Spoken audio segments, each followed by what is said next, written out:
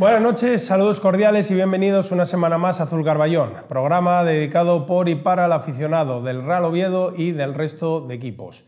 Esta semana vamos a cambiar el formato, vamos a volver a nuestro formato original de las entrevistas, no va a haber tertulia, aunque la persona con la que hoy nos acompaña, así que hablaremos un poquitín de cómo ve al Real Oviedo actualmente. El invitado de esta noche, si yo les hablo de David García, ustedes pues seguramente no sabrán quién es o no les sonará, pero si digo Tuto, seguro que a la mayoría les suena mucho. Tuto, buenas noches. Buenas noches, Marcos. ¿Qué tal, tío? Bien, bien, bien. Bien. Te llamo Tuto, ¿eh? Que sé que no te gusta que lo de David, no te gusta nada. No, no pasa nada. Tuto, histórico oviedista, bueno. Histórico no, ya tirando para mayor, para veterano, viejo. Veterano. Sí, bueno, veterano. Veterano. Bueno, sección MAU, viejos y repugnantes. Sí, sí. Que de eso tenemos. Cuanto más viejo, peor, sí, sí. Tuto, bueno, a ver, aquí habitualmente yo sé que alguna vez ven los programas, sabes que viene Samu, que viene Garea, viene mucha gente y bueno, solemos hacerlo en plan tertulia.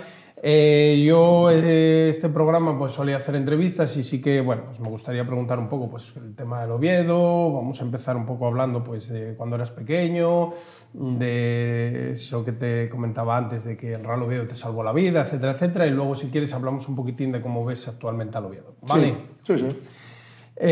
Tuto, lo que decía antes, a ti el Real Oviedo te salvó la vida, siendo muy joven. Es un poco radical decirlo así, pero bueno, más o menos sí. O sea, yo, como mucha gente sabe, perdí a mis padres en un accidente de tráfico cuando era bastante joven y en ese viaje iba a ir yo con ellos y resulta que entre semana pues anunció que el sábado se adelantaba el partido del Oviedo Deportivo.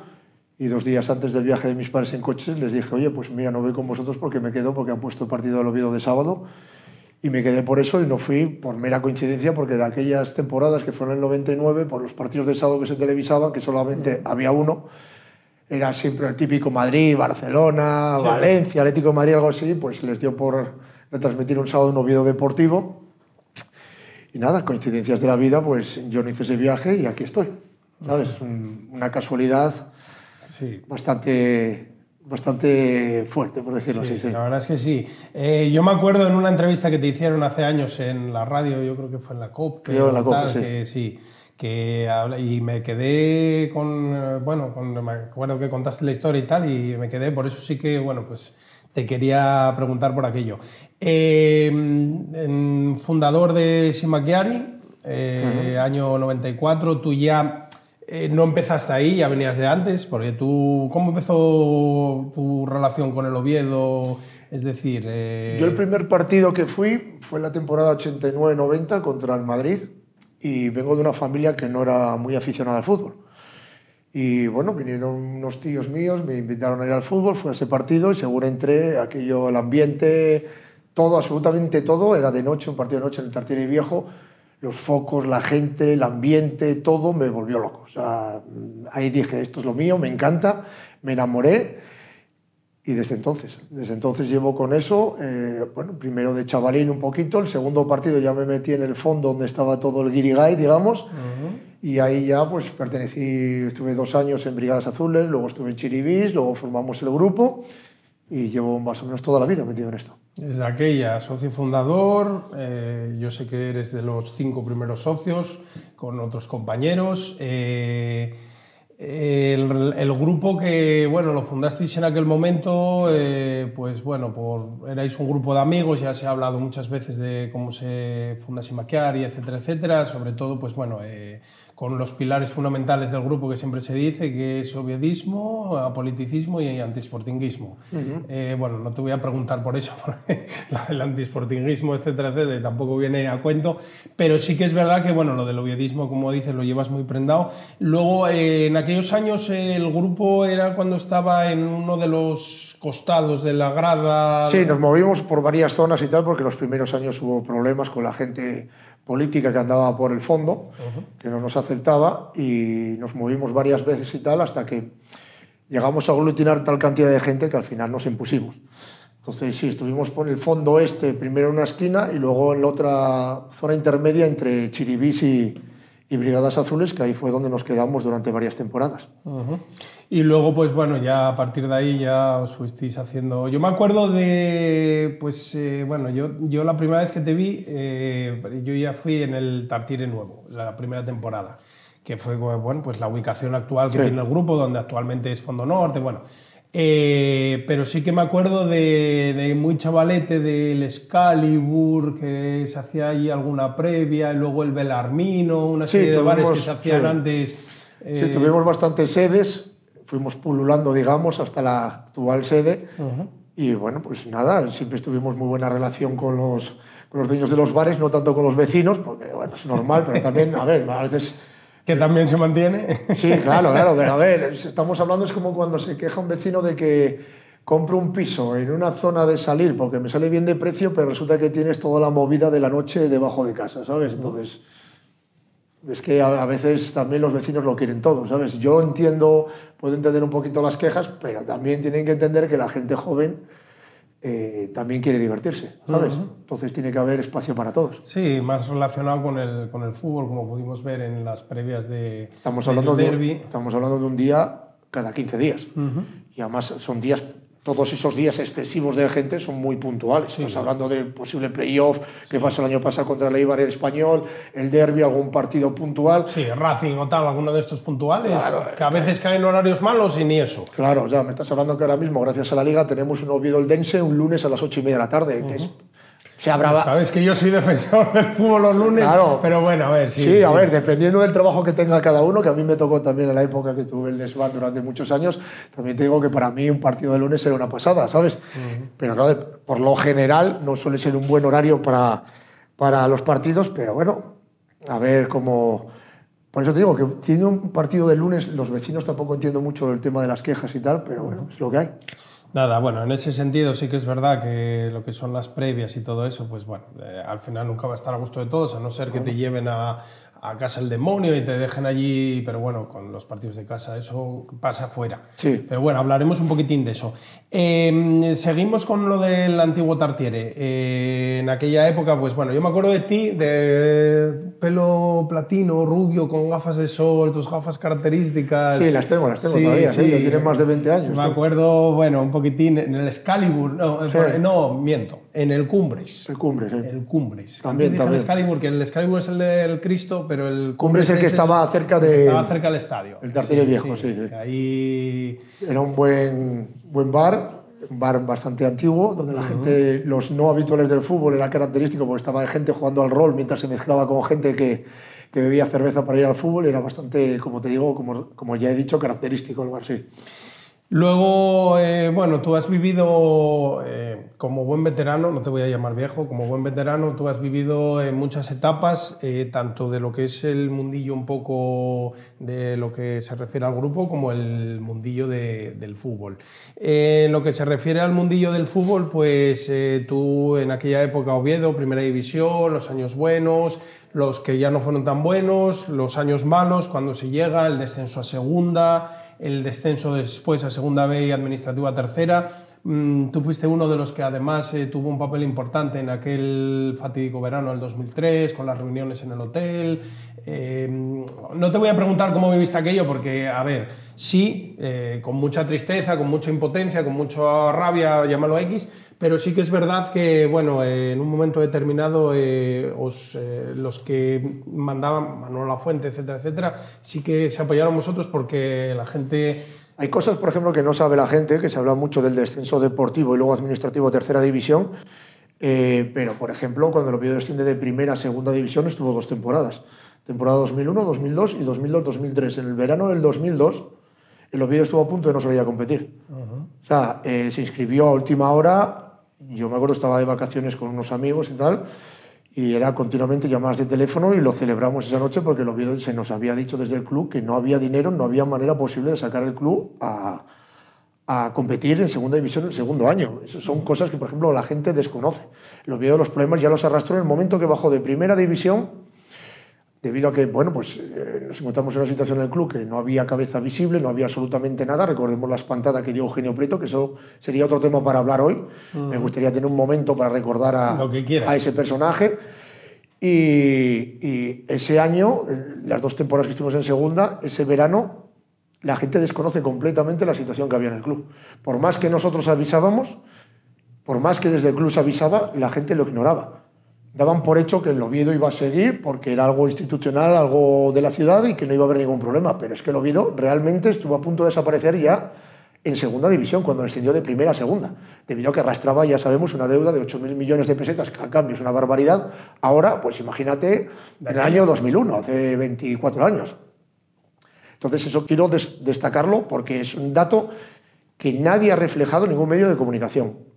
¿Sabes? Que ya en segunda división el Oviedo estuvo a punto de desaparecer. O sea, imagínate después lo que heredamos bajando a segunda B deportivamente y a continuación a tercera división.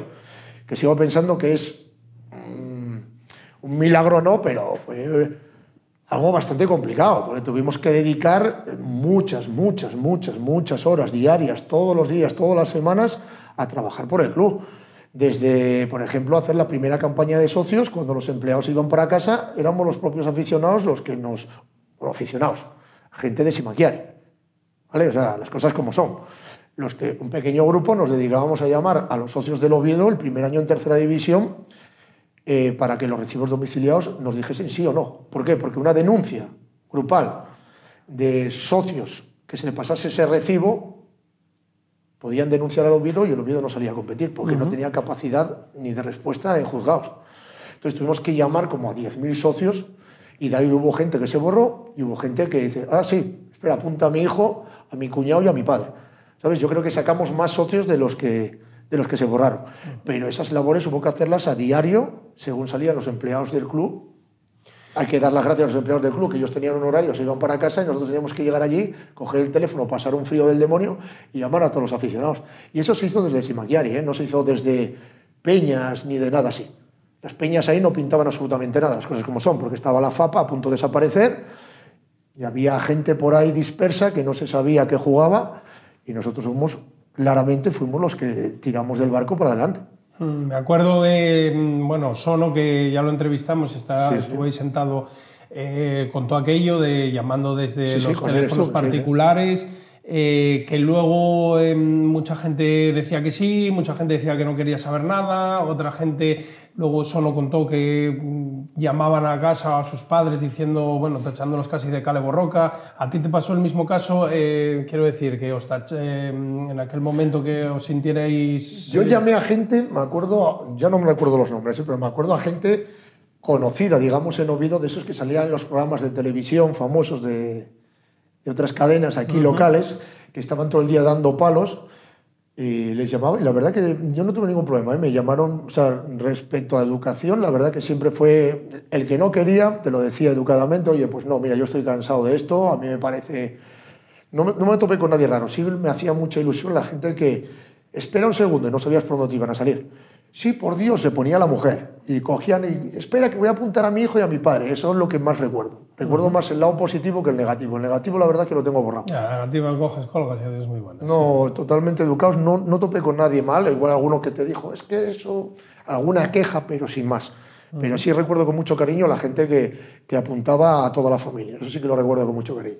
Y luego en aquel 2003, bueno, antes del verano ese del 2003 y ese impasse del que tú dices, del verano del 2002, que cuando yo sabía que el Oviedo tuvo bastantes problemas para salir a competir, es más, a última hora pues se trajo el portero que era Johnny, se trajo una serie de jugadores que, bueno, ahí como se pudo, es más, Manolo Lafuente, que también estuvo ahí sentado, lo dijo, trajimos a jugadores casi engañándolos, sabiendo que no les iban a poder pagar. Claro. Pero como fue el caso de Íñigo Idiáquez y bueno, y alguno más. Durante esa temporada, la 2001-2002, bueno, la famosa pancarta, consejo de dimisión, hasta el fatídico partido del Elche, que la quieren quitar, que hubo una serie de incidentes, tal. ¿Tú fuiste de los que subieron al palco? Ese tema es bastante escabroso porque me parece una falta de cortar la libertad de expresión de una persona brutal, que es lo que me fastidia a mí. O sea, una pancarta que no insulta a nadie, te dice consejo de dimisión, llevábamos con esa misma pancarta, con esa misma guerra ya desde pretemporada. Porque recuerdo que en Ribadeo ya nos mandaron a la Guardia Civil, en Ribadeo, el trofeo este que hay en Ribadeo en verano, ahora no me acuerdo. El Emma Cuervo. El Emma Cuervo. y ya nos mandaron a la Guardia Civil para quitar la pancarta. Hablamos con la Guardia Civil y dice, ¿pero qué pone aquí? Para que vengan ustedes y tal. Y yo, ya, pero es que lo manda el club. O sea, siempre con ese abuso de autoridad, ¿sabes? Cortando los derechos básicos, ¿sabes? Con una pancarta que no insultaba absolutamente a nadie y era RQR, hasta que al final explotó porque tenía que explotar por algún lado. Porque estaba claro que el club iba cuesta abajo y sin frenos y nadie quería cogerlo. Nadie quería dar un paso adelante, ni ellos se querían ir, porque, ojo, Eugenio Prieto sabía la situación que había, ni se quería ir, nadie quería venir a echar una mano y nosotros estábamos viendo que aquello no tenía solución. Y aquella pancarta solo ponía consejo de dimisión. Que acabó siendo un paripé grande, pues sí, lo fue.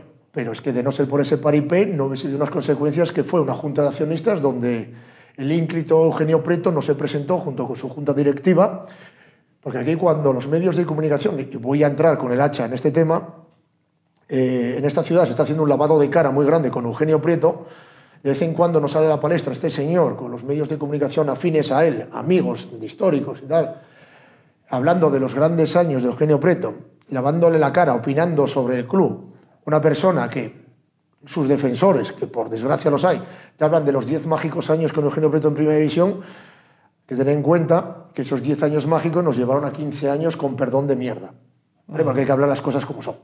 Entonces, si nos vale 10 años buenos a cambio de pasar 15 años malos, creo que hay alguien aquí que la ecuación no la sabe medir. Y mismamente, ya no hablo de los periodistas que le tapan ni a él como persona, que no lo quiero ni dejen la palabra, sino hablo de los propios aficionados del Oviedo que todavía no tienen claro la situación que nos llevó y lo mal que lo pasamos.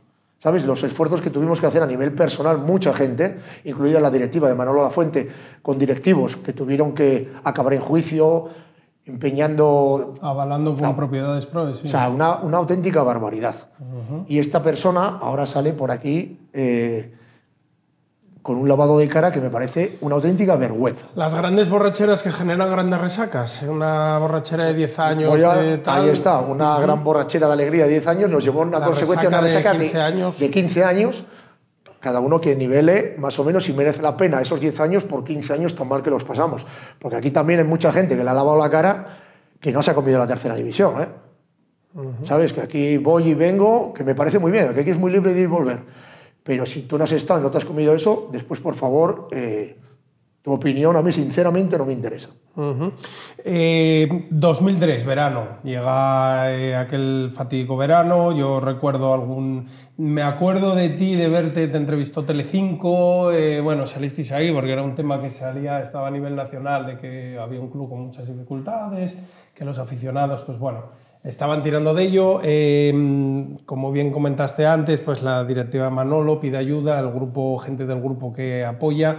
Empieza la temporada, tercera división, una temporada que es muy larga, llega el partido con la famosa movida aquella del engendro, etcétera, etcétera, el apoyo institucional del ayuntamiento a otro equipo, vamos a llamar guerra civil, que bueno, yo creo que el momento cúspide es aquel partido en enero contra el ACF.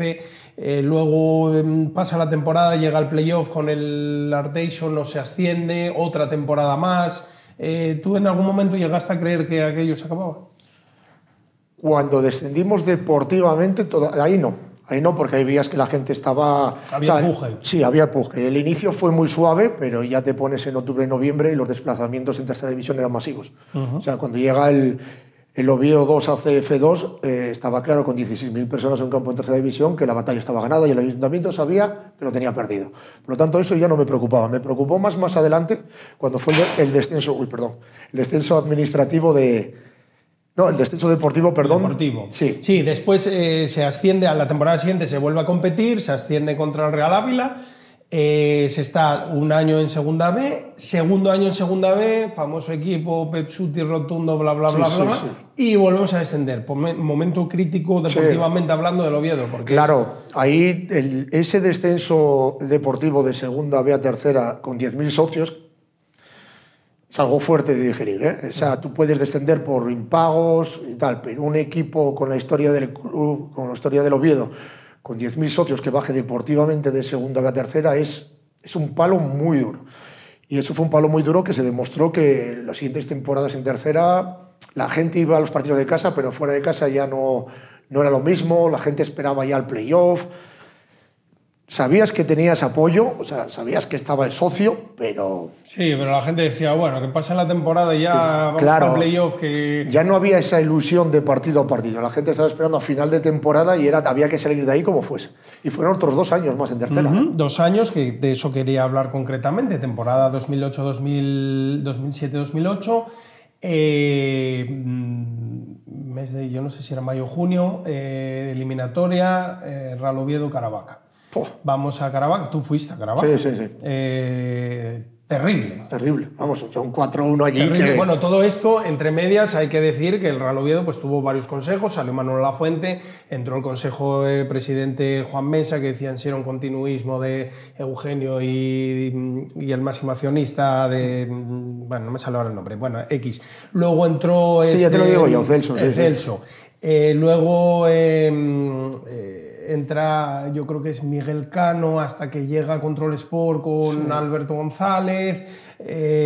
Todo eso... es que eso es turbio, vamos. Son cosas... en lo que se refiere a los estamentos de la planta noble. Mientras el equipo compitiendo en tercera división. Llega el partido de Caravaca, después de... con Manuel Lobo Carrasco en el banquillo, etcétera. Sí, el hombre que escuchaba música cuando perdías 2-0 en Siero y cosas así, ¿sabes? Una cosa espantosa, ¿sabes? No, aquello del chiste de es más tonto que fichó a Lobo Carrasco por Oviedo. Eso, o sea... vamos a Caravaca, yo sé que bueno, el grupo viaja y tal, y allí otro momento clave, porque bueno, allí hay una especie de revuelta, se pierde 4-1, si no me equivoco. 4-1, sí. Y allí hay otro momento de estos duros. Sí, el 4-1 es un momento duro. Al final, pues tuvimos que ir a hablar con el presidente y con el entrenador que fuera. O sea, que eso no se podía consentir. O sea, es que era una temporada que ibas intentando alargar lo máximo posible con Carrasco en el banquillo a llegar al playoff a ver si ascendíamos. Y después de lo de Caravaca, claro, el partido de vuelta fue Mario Preto, etcétera, etcétera, los que gestionaron el vestuario. Con ¿sabes? Fermín en el banquillo. Claro. Empapelasteis todo bien con carteles, se puede, con el 3-0, recuerdo, fuisteis bares por bar, en las farmacias, en todos lados había un cartel. El 3-0 lo tuvimos, lo que pasa es que después, como el equipo estaba mal entrenado, mal gestionado desde el principio de temporada, los problemas de defensa, etcétera, etcétera, y no nos salió bien, pero bueno. Bueno, y el árbitro, yo sé por otros lados que el árbitro reconoció que no se dio cuenta de que le estaba sacando la amarilla a Curro por tardar en la celebración, que no se dio cuenta de que ya tenía una amarilla que si no, no se lo hubiera sacado. Eso lo reconoció a toro pasado, pero bueno, que no vale para nada. O sea, a lo mejor aquel partido con 11 tíos hubiera llevado otro ritmo. A lo mejor te hubiera metido un gol, pero bueno, hubieras metido otro, a lo mejor hubieras forzado una prórroga, bueno, lo que fuera. El Real Oviedo no sube, otra temporada más en tercera, pero todavía con un agravante más, que es el de que el eterno rival asciende a primera división. Asciende a primera división, sí. Que pasa mucho, porque como tú dices, hay mucha gente que va y viene, etcétera, etcétera, pero cuando un equipo llega a primera, como si ahora, bueno, en este caso era el eterno rival, imagínate que fuera el Avilés o tal, ahora tu Dios es del Avilés. Y ahí hay otro momento jodido, porque sí que es verdad que mucha gente que sabías que apoyaba y tal, de repente corta un poco ese apoyo, ¿no? Yo creo que más que el aficionado hablamos de instituciones y empresas, que al final es lo que mueve el fútbol, por desgracia, el capital, y son las empresas las que te van a patrocinar o no patrocinar. Entonces ahí yo creo que sí, que un batacazo duro para los aficionados del Oviedo. Yo porque pensaba un poquito la gestión, el dinero que pueda entrar y tal, pero a nivel de aficionado, que el Sporting esté en primera y nosotros en tercera, hostia... Fue fastidiado. Fue duro, sí. Recuerdo aquella campaña que era La pasión no entiende categorías o algo así, que bueno, se fomentaba un poquitín. Lógicamente, pues bueno, sí que es verdad que, sobre todo empresas, como bien dices, que son un poco ese motor del fútbol, del que hablaremos ahora, de cómo ha cambiado el fútbol, sí que es verdad que fue duro aquella temporada, 2009-2010, que empezamos con Raúl en el banquillo. Yo creo que se hace un equipo bastante competente y se acaba ascendiendo en el playoff con el Mallorca. 2 partidos, uno en casa, el estadio a tope, Sí, lloviendo sí, a saco, mete gol Cervero de penalti. Yo sé que tú eres de los que aparece en el vídeo cuando se enciende la bengala que saltas al campo. Y luego fuiste a Mallorca. Y luego fuimos a Mallorca, o sea, ahí quiero destacar mucho el papel de la afición en ese playoff. O sea, el partido de casa fue tremendo. Perdón un segundo, tú fuiste a Mallorca en el playoff, Sí. pero tú fuiste a Mallorca el día que el Oviedo desciende. Yo fui a Mallorca cuando el Oviedo descendió de primera a segunda. ¿En aquel partido tú estuviste? Sí, sí, que perdimos 4-2, que quiero recordar porque se lo dije a Armando. Armando jugaba en el Mallorca, ¿no? En el Mallorca, que se clasificó para Champions. Perdimos 4-2 cuando descendimos de primera a segunda división. Debíamos ser 10 aficionados del Oviedo. Y a la salida del campo nos quedamos, pues nada, ahí sentados. Entonces había cerca del campo del Mallorca, había como una celebración porque entraron en Champions, estaba Aitón, no sé si quedó Pichichi o algo así y tal. Y a la hora de salir el autobús, nosotros acabamos de bajar a segunda división, iba Armando, salía como una trampilla de arriba del autobús y nos vio. Y nos empezó a mandar besos, abrazos, ánimos y tal. Se lo dije en una fiesta de Simaquiana y no recuerdo si fue el 15 aniversario o el 20 aniversario igual. Le cogí y le dije, mira, me acuerdo de esto. Y él se me puso a llorar. Pues dice, porque yo estaba allí y te vi cómo nos mandabas todo el apoyo y tal. Y luego estuve en Mallorca cuando bajamos de primera a segunda y estuve en Mallorca cuando ascendimos de tercera a segunda vez. Sí, sí. Que la famosa para el penalti de Aulestia. Sí, sí, sí. Y yo esa eliminatoria, aparte de que el equipo estaba muy bien formado, la afición estuvo de 10. O sea, el partido en casa fue tremendo, porque llovía mares, pero fue un ambientazo tremendo. Terrible. Y luego el partido de Mallorca, hay que destacar que fueron 800, 700 personas, una barbaridad de gente desde todos los lados de España. Porque yo, por ejemplo, fui de jueves y ya en el avión venía gente, ya en el aeropuerto había quedado con gente que venía de Bilbao, de Barcelona, de Valencia, o sea, había gente de todos lados. Fue una pasada, fue una pasada. Después, bueno, se asciende, se empieza a competir en Segunda B, tenemos una buena temporada que acabamos jugando un playoff con el Pontevedra. En Pontevedra estuviste también, fuisteis allí un buen viaje, dejasteis allí a Samu, que no se sabe todavía, andan buscando. Una de las grandes anécdotas de la historia, sí, sí. A Samu, al que le mandamos un saludo desde aquí. Y después, bueno, pues después de aquel playoff vienen otros años oscuros con, recuerdo, se bajó al Requesón a hablar con los futbolistas, que en la época de Alberto, hasta que llega una junta, que nadie se hacía cargo, etcétera, etcétera, hasta que, bueno, llega Toni Fidalgo y se hace un poco cargo de todo el asunto, todo el tema de las acciones. Yo sé que tú promoviste, de aquella tenías el desván, bueno, muchos años tuviste el desván, pero de aquella tú tenías el local y se promovió mucho la compra de acciones, el desván compró acciones, tú personalmente compró acciones, el grupo compró acciones, todo el mundo compró acciones, hasta que, bueno, llega la época de Carso, se montó un equipo que se viajó mucho. Yo me acuerdo en Astorga. En Astorga. Sí. Allí con el tenderete aquel de la entrada. Bueno, se estaba bien fuera, ¿sabes? Tampoco pasa nada por un partido. Claro, se estaba bien porque dentro no se podía estar. Claro. A Penede y a mí nos echaban de un tejado, casi íbamos detenidos. Claro. Total que, bueno, llega y tú sí que no vas a Cádiz, pero no vas a Cádiz por un tema laboral. Por el tema laboral, porque o sea, tuvimos la opción de poder poner una pantalla gigante, de la cual 2 días antes nos lo tiran abajo, porque, claro, por lo visto el grupo, es que, claro, te voy a hablar de que soy muy viejo, o sea, no sé cómo llamar al grupo Prisa, o sea, Canal Plus. Claro, es que yo te digo grupo Prisa, Polanco, ojo. ¿no? Ya, el tema es que no se podía poner, porque habían denunciado ayuntamientos en playoffs y todo eso, ayuntamientos pequeños.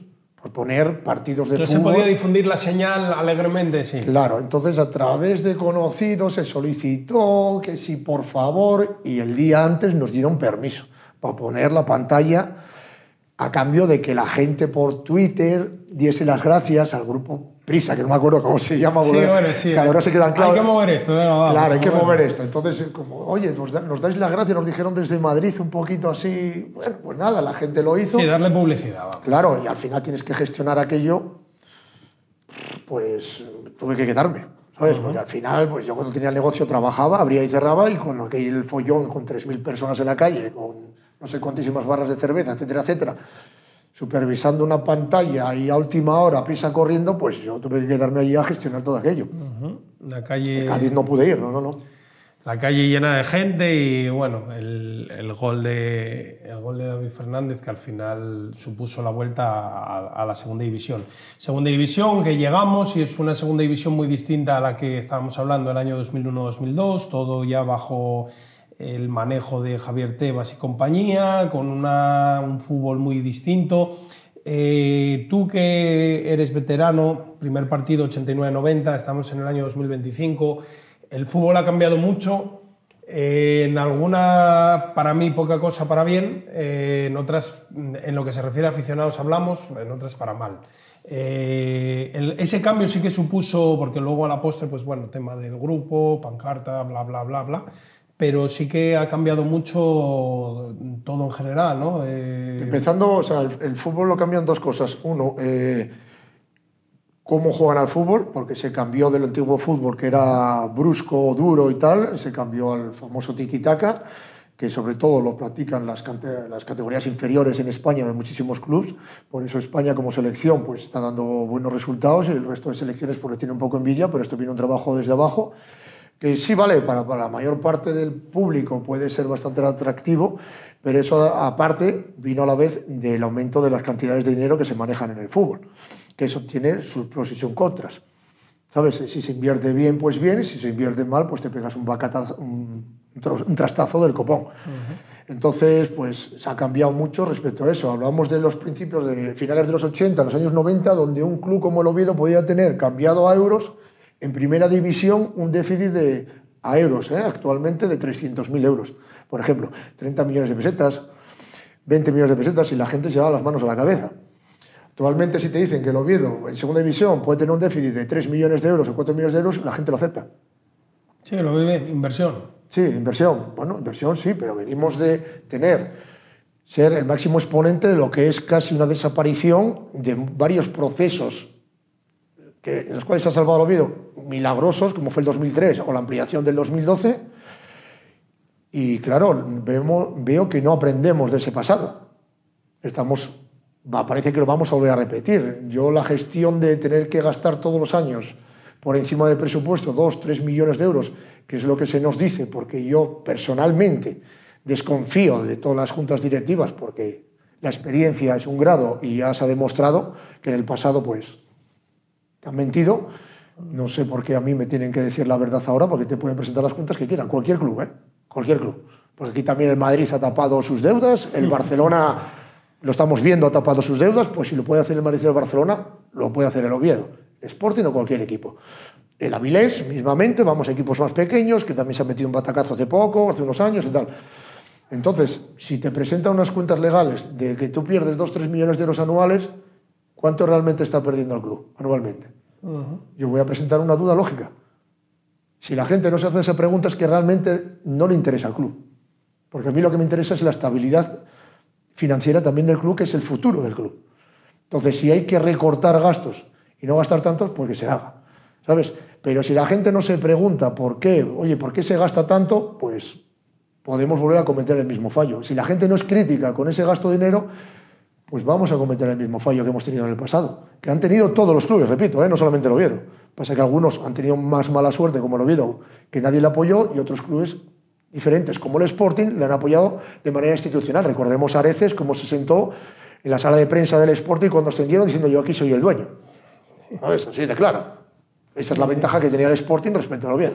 Institucionalmente, con la reforma del estadio y bueno, muchas otras cosas que no venimos aquí ahora a hablar del eterno rival. Pero sí que es verdad. Y luego, pues, con la entrada de dinero, como bien dices, empieza a entrar mucho dinero que los clubs no generan las televisiones, que la liga va repartiendo, ventas de derechos televisivos a X años que ahora, pues bueno, ya se está viendo en el mercado, los equipos no solo en segunda división, en primera están caninos, porque el otro problema que hay es que entra tanto dinero que están gastando más de lo que tienen. Sí, pero eso ha pasado desde los años 90 que empezó a meterse la televisión en el fútbol. Sí. Recordemos el primer caos que hubo, que fue los torneos de fútbol. Esa fue la demostración, con perdón, de la estupidez. Cuando se metió la televisión en el fútbol, lo primero que se hizo fue traer al Milán a Oviedo, al Botafogo a Albacete, al Benfica a Ciudad Real. Acuérdate de aquellos torneos que había en los años 90, que era, o sea, la creme de la creme mundial venía a España. No iba a Italia ni a Alemania, no, venía a España. El torneo Ciudad de Albacete, tenía el Botafogo, el Inter de Milán Sí. y jugaba el de rival contra el Ciudad Real. Y decías tú, bueno, ¿esto qué es? Y todo televisado, porque había que pagar encima.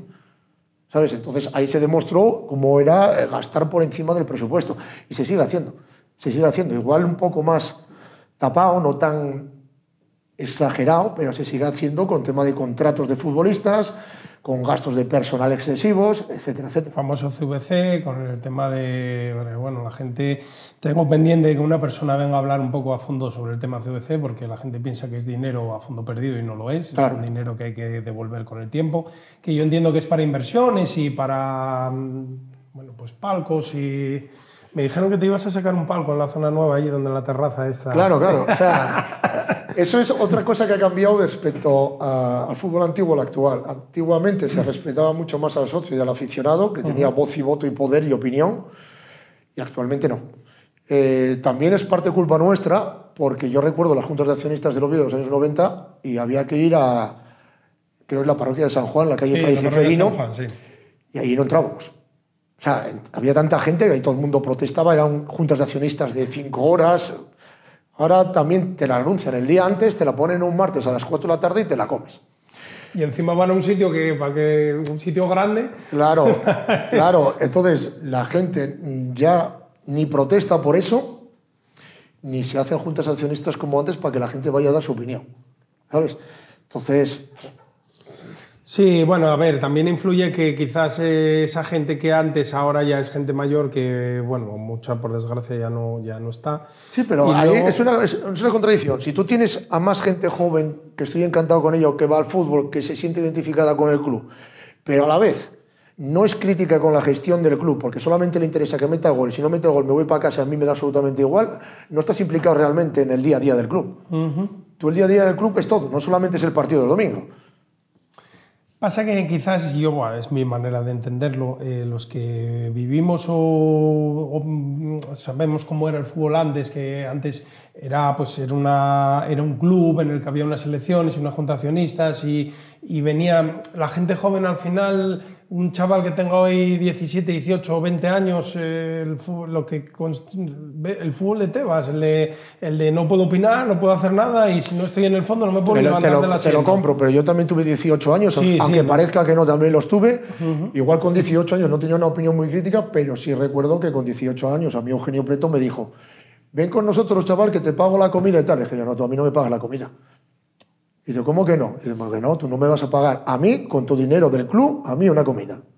¿Sabes? O sea, hay que tener también un poquito de personalidad. Que igual te la dan pasados los años, perfecto, pero todo el mundo crece y vale, tú vas de niño al fútbol, vas un poco ya de mediana edad al fútbol, solamente te interesan los futbolistas, el resultado y tal, pero si sigues estando en el club, me parece a mí, con el paso de los años te interesará más cuando te haces más adulto en la gestión, por qué se hace esto, por qué se gasta este dinero, cómo va el día a día del club, te fijas en las cosas, ¿sabes? Entonces, eso yo creo que te lo puede dar la edad, pero yo estoy muy contento de que se haya rejuvenecido mucho el abanico de lo que es el espectador, la masa social. La masa social, sí. Pero esa masa social también tiene que crecer, volverse adulta y tener una opinión crítica, porque sin una opinión crítica no sirve nada. O sea, la opinión crítica sirve para todo, para la política, para la vida en sí.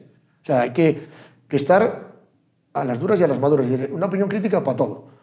Cuando lo hacen bien se da una palmada, pero hay que estar atentos también por si se hace mal y no tragar con todo, porque eso así no funciona, el sistema así no funciona. Sí, en eso estamos de acuerdo. Hombre, quizás hoy en día son un poco más conformistas de lo que éramos antes, pero bueno, son cosas que van con el tiempo, pero sí que es verdad que bueno, al final hay gente que tiene esa inquietud, aunque las masas sean, porque hay mucha gente, y nosotros lo vemos y lo tenemos hablado, hay mucha gente que va a las previas que antes hablábamos, porque les mola, tal, no sé qué, pero luego no va al fútbol.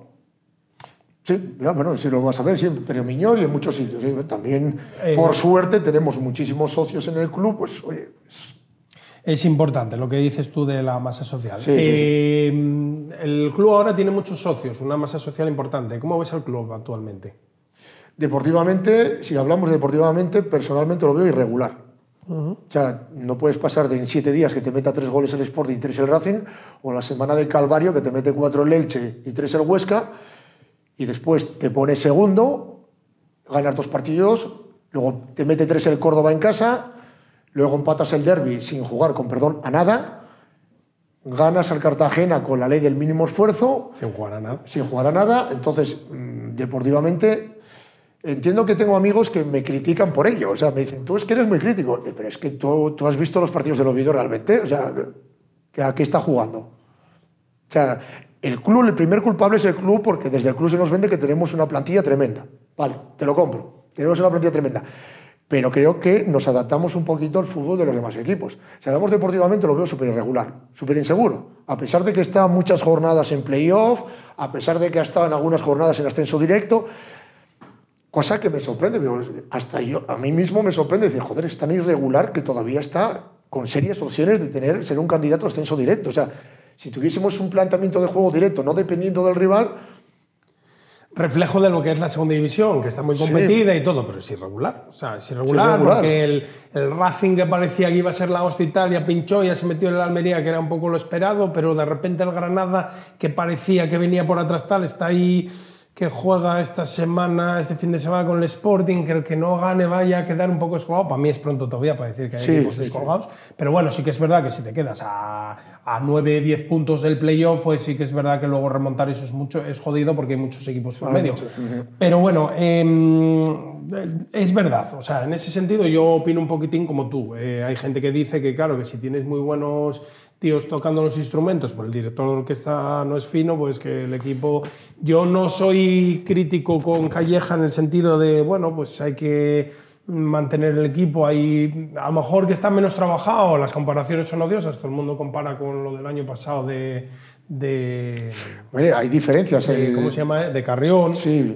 Bueno... La defensa del año pasado era mucho mejor. Más férrea, sí.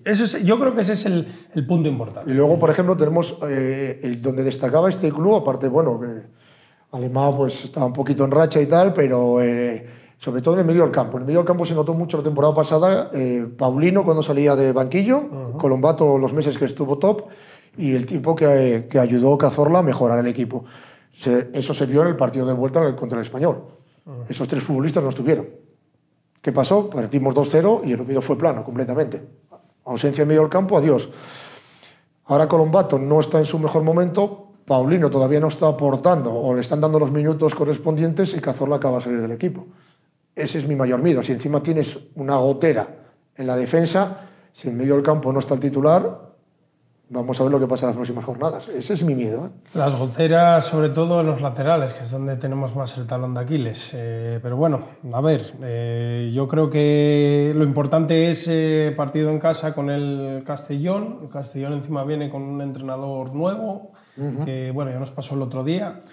Lo importante es ahora mantener el do de pecho. Febrero es un mes importante, yo lo sé, porque siempre tengo vacaciones, ya lo sabes, y cuando puedo viajo y tal, y siempre lo digo que febrero es un mes muy importante. Pero mira, por ejemplo, el año pasado de 3 partidos perdimos 2, uno en el Molinón y otro en Valladolid, y luego estuvimos ahí, pero al final es reflejo de que la segunda división es muy irregular, como tú bien dices. Claro, sí, o sea, no, segunda división, aunque tú tengas un equipo que juegue, aunque tenga claras las ideas, no te garantiza que vayas a estar en playoff.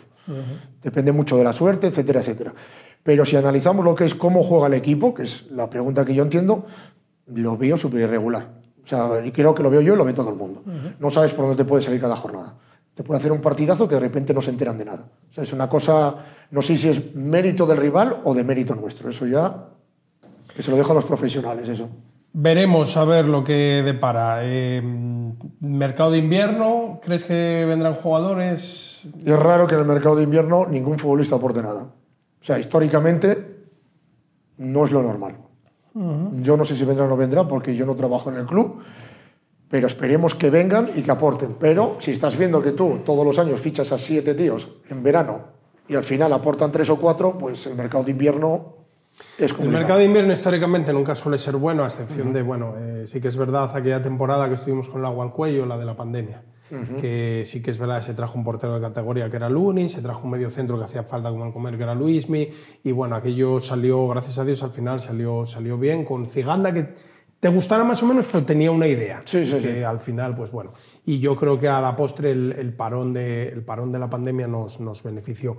Pero sí que históricamente, pues bueno, los mercados de invierno... Hubo una persona que me dijo, pregúntale por un mercado de invierno cuando fue una presentación. De Collymore. Bueno, fui a ver a la presentación de Collymore e incluso la de Borelli también. O sea, La de Borelli, hostia, que ya... A ver, sí, ahora a tiempo pasado es muy fácil decir hablar de Collymore, pero Sí, te viene, bueno, te viene un tío del Liverpool aquí y dices tú, ostras, ¿este qué? ¿Dónde salió? Están de man, ¿sabes? Lo que pasa que, bueno, sí que es verdad que... A ver, una persona que así un poco entiende de fútbol y tal siempre me lo dice, me dice, a ver, es que el jugador bueno no va a salir. Claro. Es que ni... Puede haber alguno pero que te llegue un grande y pague por él. Al final lo que vas a mover son jugadores pues, que están apartados por alguna cuestión, que no juegan por una lesión, que el entrenador no tiene buena relación con ellos. Al final tú compras un jugador y casi un problema, porque muchas veces eso son cosas que van rebotadas de unos a otros. El mercado de invierno no suele ser muy bueno, pero bueno, a veces suena la flauta. Recuerdo la temporada que subimos de Segunda B, en el mercado de invierno trajimos, no sé si fueron 2 o 3 jugadores, y uno de ellos era, ¿te acuerdas de Dioni, el delantero, que sí que nos dio algún resultado? Yo recuerdo en Logroño que metió un gol importante. Sí, a ver, bueno, depende también mucho del entrenador. Si te viene un futbolista que no juega, o sea, el cambio de mentalidad a ese futbolista que llega, tienes que darle minutos y tienes que cambiarle el chip completamente. Levantarle el ánimo. Claro, básicamente se trata de eso. Si te viene un futbolista lesionado, poco puedes hacer. Porque aquí se están dando casos que no sé por qué se ficha futbolistas lesionados. Es una cosa que me queda... Porque otra cosa es hablar de cómo es la gestión de fichajes en este club. Porque yo, vamos, se acierta con el 50% y te viene siempre alguno lastrado. Yo no entiendo cómo se ficha futbolistas lesionados, pero bueno, eso ya... Te quedas un poco sorprendido. Sí, sorprendido, sí, sorprendido. De verdad. Vamos a ir terminando, pero quiero hacerte una pregunta. Antiguamente, bueno, yo hacía un test oviedista, pero bueno, es un poquitín largo y ya nos va quedando poco tiempo, pero sí te voy a preguntar alguna cosa. Entre el Tartiere viejo y el Tartiere nuevo, me parece una pregunta boba, porque yo creo que me vas a decir que el Tartiere viejo, porque pues que fue el campo que conocimos de críos y era un campo más auténtico, más de fútbol. A lo mejor me dices, oye, pues no, pues yo considero que el Tartiere nuevo, pero bueno, entre el Tartiere nuevo y el Tartiere viejo, ¿con cuál te quedas? Y quiero saber también tu opinión de todas estas cocinas que están haciendo en el Tartiere nuevo, que algunas están bien, pues yo qué sé, lo de los marcadores, que queda todo muy bonito, muy de cara a la tele, las luces que cambian de colores y tal, pero luego hay otras ciertas cosas, como son básicas, pues los baños están hechos una mierda y tal, que no se les renuevan.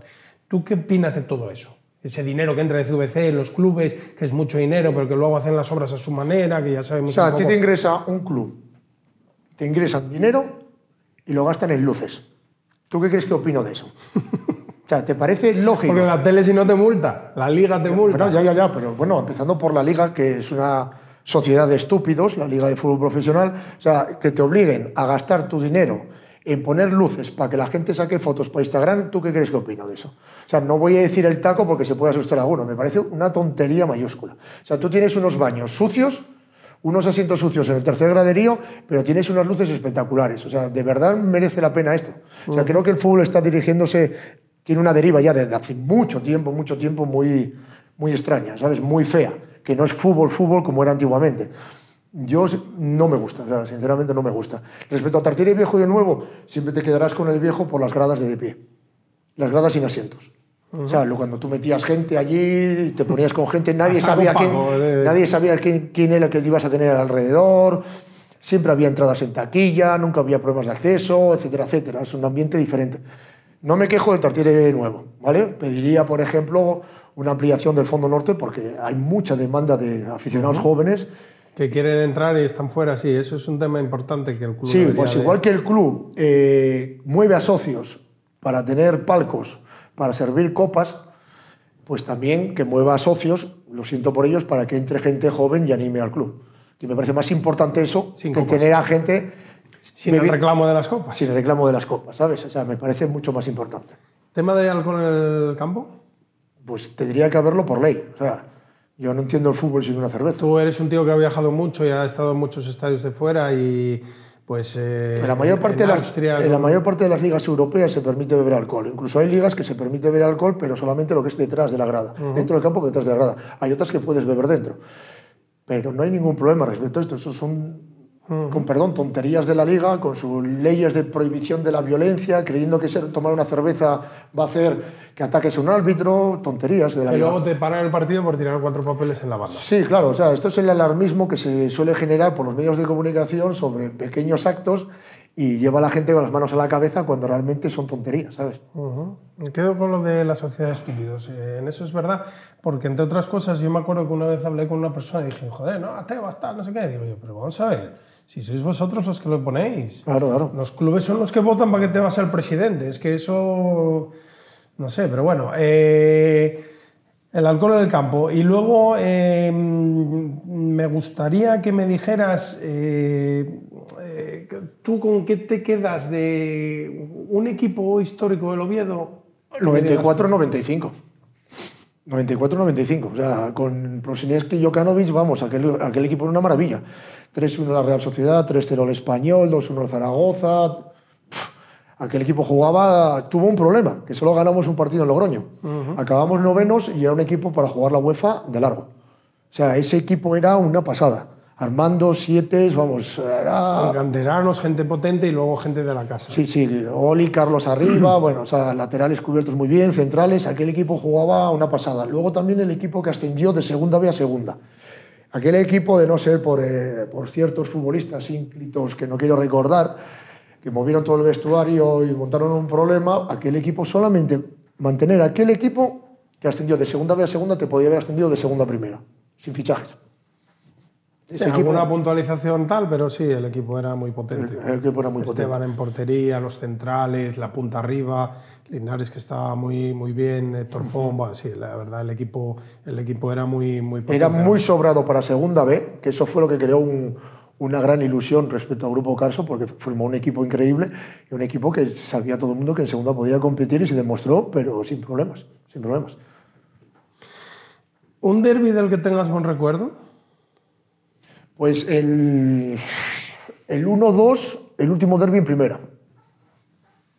Del año 98. Sí, 97, 98. No, en temporada, era el año 97, temporada 97-98, pero sí, el año era el 97. Y aquello, por ejemplo, primero allí. Las gestiones de los clubes eran más respetuosas, no es como ahora que te meten ahí una esquina, metes 800 en 300 asientos y tal. Aquello nos dejaron la esquina y una parte del fondo, una persona por asiento, ocupaba mucho espacio, oye, te daban tu espacio para estar allí, no había tantos problemas y tal. Íbamos perdiendo 1-0 y ganamos 1-2. Y conseguí, tengo en casa todavía la camiseta de Manel, que la lanzó y tal, no la he puesto nunca, porque una camiseta de manga larga, ya ves tú, no me pongo yo eso, vamos. Pero sí, recuerdo ese con mucho cariño, estar con los amigos, con Chino. Donde se viajaba en tren, el paseo, etcétera, etcétera. Sí, bueno, eso es al que me viene así a primera y tal. Pero bueno, casi todos los derbis, la verdad. Otros tiempos de fútbol. Terminamos. ¿Crees que vamos a ascender este año? Pues si lo supiese apostaba. No te lo puedo decir ningún año. Vale, te voy a cambiar la pregunta. Vamos a olvidarnos si ascendemos o no. Hay gente que no quiere playoff como el año pasado. Yo el año pasado el playoff me lo pasé muy bien, sobre todo en Eibar, que recordarás aquel viaje. Además yo tenía entrada, al final no entré, me quedé fuera con vosotros. Sí, yo también. Mi recuerdo no es Barcelona ni el partido, fue aquel partido. ¿Tú quieres otra vez playoff o prefieres ascender directo y quitar Me da absolutamente igual.